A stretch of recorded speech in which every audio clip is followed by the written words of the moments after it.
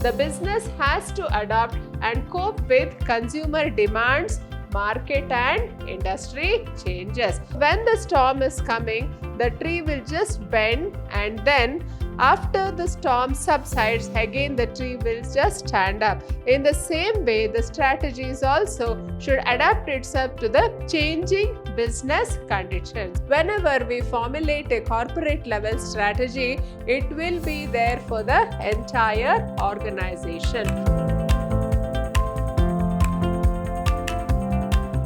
Hello everyone, I am Purnima, faculty in the Department of Commerce and Management, Vidhyaashram, First Grade College, Temple of Excellence, MYSURU. I welcome you all to this session. Now, let us have a discussion on what are the levels of strategic management, and here we will be having a discussion on what are the features of the corporate strategic level. So, corporate level strategies, so we have the characteristics here. So, the first characteristic is long term. So, the corporate level strategies are aimed at long term rather than short term. So, you may formulate them quickly, but the implementation and completion will take much longer. See, whenever we are having a strategy for the whole company as a whole, it will be for a very long time. That will be for the next 10 to 15 years. So, we can make them quickly, but the implementation process will be a very long drawn process. Now, the second feature is uncertain. Corporate level strategies are uncertain because they are extremely broad and often incorporate a great many moving parts. That is, the success of your departments, the market, competition, economy, etc. So, whenever we think of the corporate level strategies, they are uncertain. Why? Because the business has to run in a changing environment, and based on the changing environment, the strategies can be uncertain. Then next one is geared towards overarching goals. Now, what do we mean by overarching goals? So, it should be geared towards the goals of your organization. So, improving the performance of your kitchen staff is not a corporate level strategy. However, the component of a much broader goal, such as improving customer perception, that is the business is striving for. So, whenever the business wants to improve, so the best thing will be you should know where you have to focus. So, only then we will be able to implement the corporate level strategy. Then, fourth one is complex.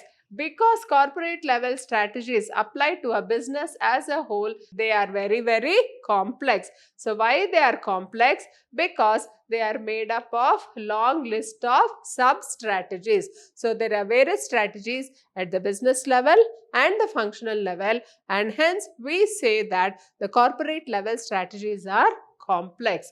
Now, the next one is corporate level strategies are dynamic. Now, why we call it as dynamic? It shouldn't be set in stone. That means we should not be very rigid with our strategies. So, the business has to adapt and cope with consumer demands, market and industry changes. To achieve that, the strategy should be as dynamic as possible. So, one of the next feature of corporate level strategy is it should be dynamic. That is, it should adapt itself to the changing business environment. So, if you just say that it should be dynamic, then we should not understand that we should have a contingency plans for every possible situation. So, instead of that, we say that we should have the flexibility in plans to adapt the plans to the changing environment. Next one is to help understand the essential nature of the dynamic corporate strategy.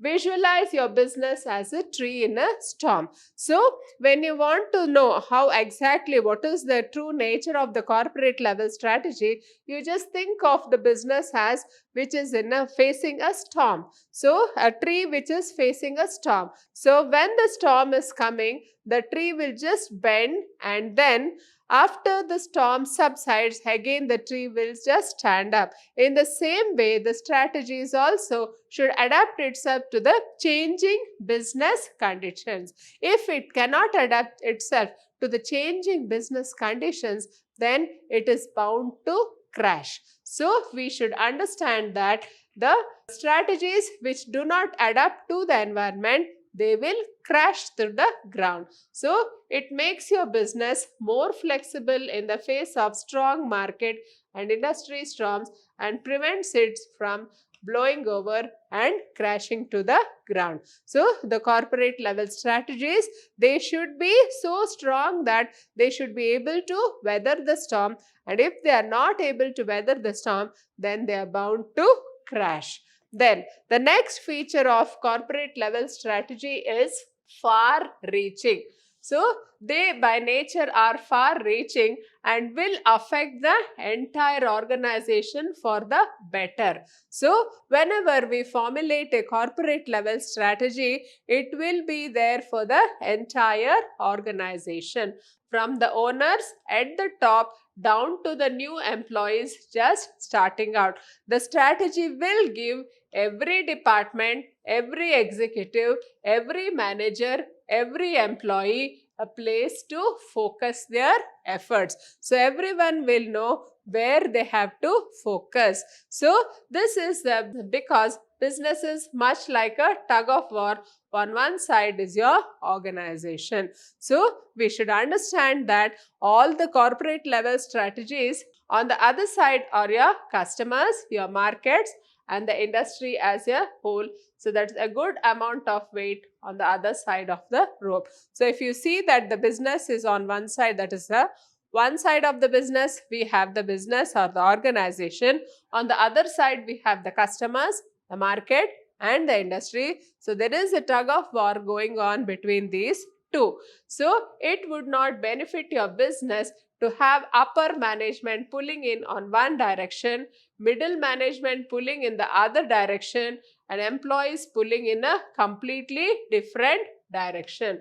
So corporate level strategies gets everyone aligned towards the goals and pulling in the same direction. So through the corporate level strategy, we have to see that all the three levels of management, they are aligned and they move the organization into the desired direction.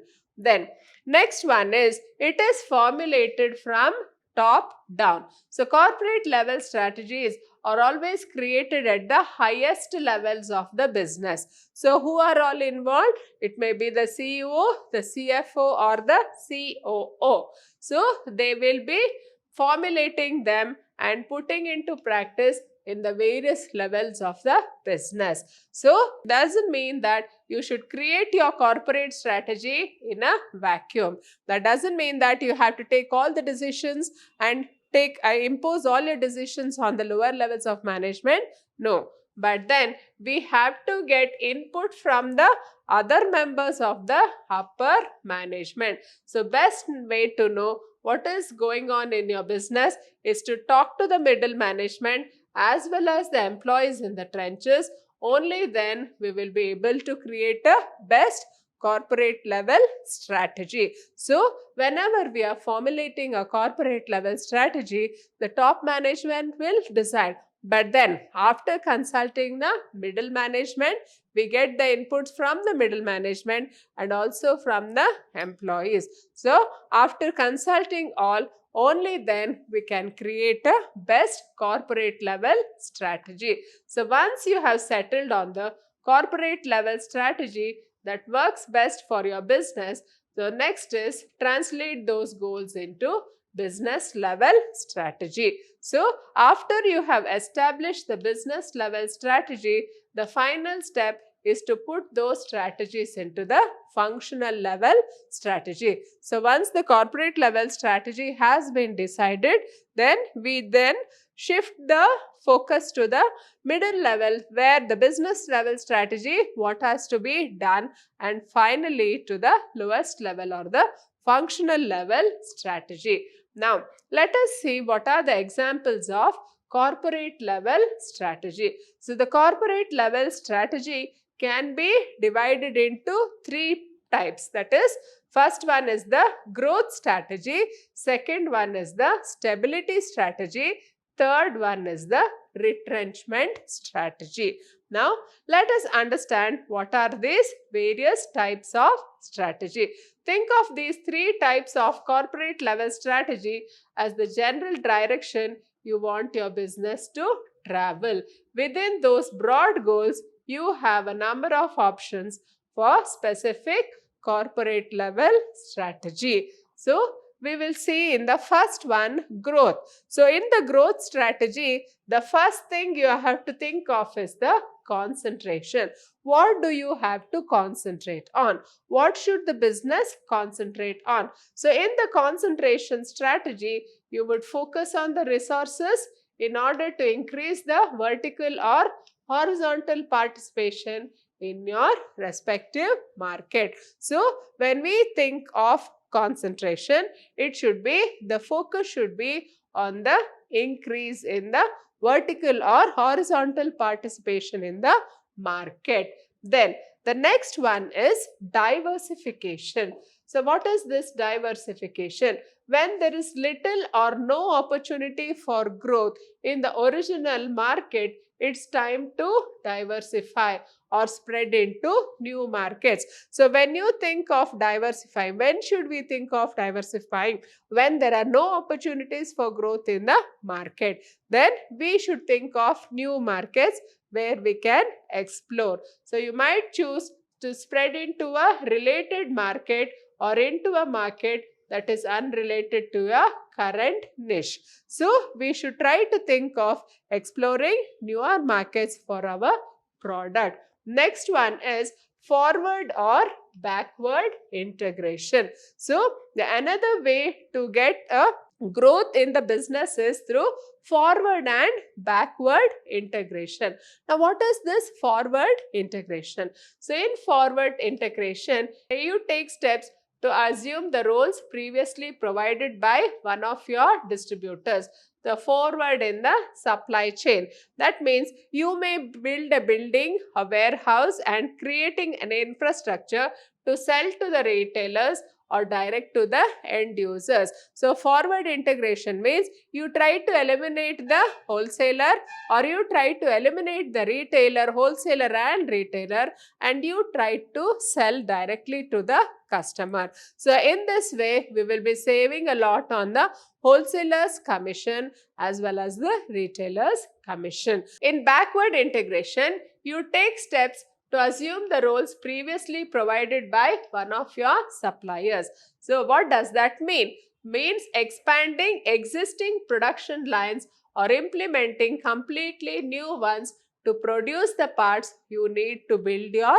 primary product. So, in backward integration, you try to see who are your suppliers and you try to get the raw materials directly from the source. So, in this way, you will be eliminating the suppliers, thereby you will be cutting the costs of procurement. Now, the next one is stability. So, when you are thinking of the next strategy, in this stability, we think of no change.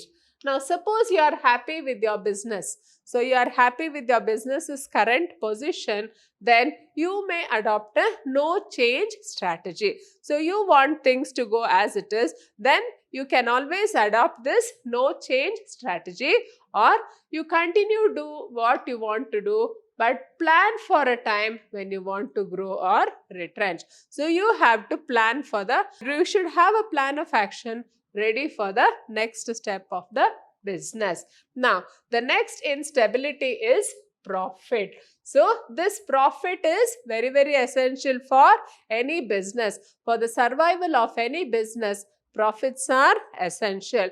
So, when you get profit, it means that the business is running very effectively and efficiently. So, how can you have profits? So, one thing is you cut the costs. Cutting costs, whether it is the HR cost or marketing cost, advertisement cost or cost of production, you cut the cost.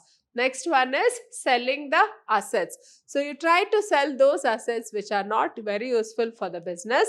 Then raising the price of a product or service. So the next best way to raise profits is you raise the price of the product or service. So in the long run, you will be getting more profits and trimming non-core business components. So you just don't pay attention to all those components which are not useful for the business. So you just trim them out, then we will be able to earn more profits. Now, the next one in stability is investigation. What is this investigation? You would use a stable investigation strategy as an intermediary between the other extremes of corporate level.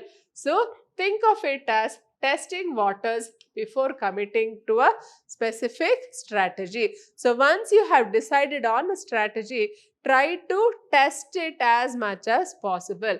Only then you adopt it. So, that is what we mean by investigation. Now, the third one in this corporate level strategy is retrenchment. Now, what is this retrenchment? In retrenchment, we have this turnaround. The turnaround strategy emphasizes efficiency in an attempt to eliminate the weaknesses that are holding your company back. So, that is causing a product line to perform poorly. So, in this turnaround strategy, we try to see that we eliminate all the weaknesses of the business. So, what are those factors which are creating a fall in the demand or a fall in the sales? So, you try to identify that and eliminate them. So, that is what we mean by turnaround. The next one is divestment. Now, what is this divestment? As a whole, management will put retrenchment in place when the company is performing poorly. So, the goal of retrenchment is to eliminate problems and improve how the business performs. So, whenever we are forming a corporate level strategy, we try to see that we eliminate all the problems and then we want to improve the performance of the business. So, this is always the aim of any strategy, whatever we adopt. So, in this divestment strategy, it involves selling off poorly performing assets. So, you sell off those assets which don't perform well or to raise capital for the core product or service. So, if you have a new product in hand, then you try to raise the finances for the new product. With a properly planned divestment strategy, you can get your business back on track. And once again, so in this way, when you have your plans or when you have your strategy well defined, then you can see that with the help of this divestment strategy, you can bring the business back to its foot. Then the next one is liquidation. What is this liquidation? Liquidation is the last resort in the corporate level strategy. When everything else has failed to make the business profitable, you may choose to cease production, sell all your assets, and close the business completely. So, when you think that nothing can be done, you have experimented with the growth strategy, stability strategy, and retrenchment, and even after all this, you are not able to pull back the business into its original position, then the last resort would be liquidation. So, liquidation means winding up of the business. So, when everything else has failed and the business does not be very profitable, then it will be very wise to close down the business completely. So, with this, we come to the end of this session. Hope you have all understood the levels of strategy. Thank you.